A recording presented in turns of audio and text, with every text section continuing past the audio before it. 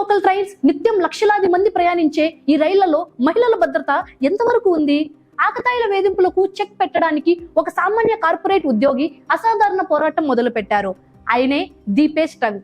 ఆయన చేసిన వార్ ఉద్యమం గురించి వింటే మీరు ఆశ్చర్యపోతారు.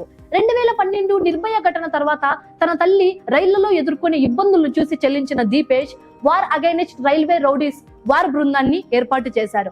ఆయన కళ్ళజోడులో ఉండే రహస్య కెమెరాతో మహిళలను వేధించే వారిని చిత్రీకరించి వెనువెంటనే పోలీసులకు పట్టించడం వీరి ప్రత్యేకత. మలాడ్ వంటి స్టేషన్లలో సర్వే నిర్వహించి 85% మహిళలు అభద్రతగా ఫీల్ అవుతున్నారని గుర్తించి ఆ నివేదికను ప్రభుత్వానికి సమర్పించారు. దీపేష్ కృషితో ఇప్పటి వరకు 150 మందికి పైగా ఆకతాయిలు కటకటాల వెనక్కి వెళ్లారు. కేవలం ఈవిటీజింగ్ మాత్రమే కాదు, మానవ అక్రమ రవాణా కోరల నుండి సుమారు 300 మందికి పైగా బాలికలను రక్షించడంలో దీపేష్ కీలక పాత్ర పోషించారు. అయితే ముంబైలోని ప్రధాన బీకేర్ ఫౌండేషన్ క్యాన్సర్ రోగులకు ఆర్థిక మరియు మానసిక మద్దతునిచ్చే స్వచ్ఛంద సంస్థగా 1994 నుండి పనిచేస్తోంది. Youth for people co founder గా కూడా ఆయన ఎందరికో ఆదర్శంగా నిలుస్తున్నారు. సమస్యను చూసి భయపడడం కాదు, పరిష్కారం వైపు అడుగు వేయాలని నిరూపిస్తున్నారు దీపేష్.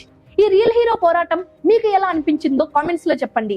మరిన్ని ఇన్స్పిరేషనల్ స్టోరీస్ కోసం ఫాలో అవ్వండి రన్ టీవీ తెలుగు ఛానల్ ను సబ్స్క్రైబ్ చేసుకుని. యువర్ శాలిని ప్రియ.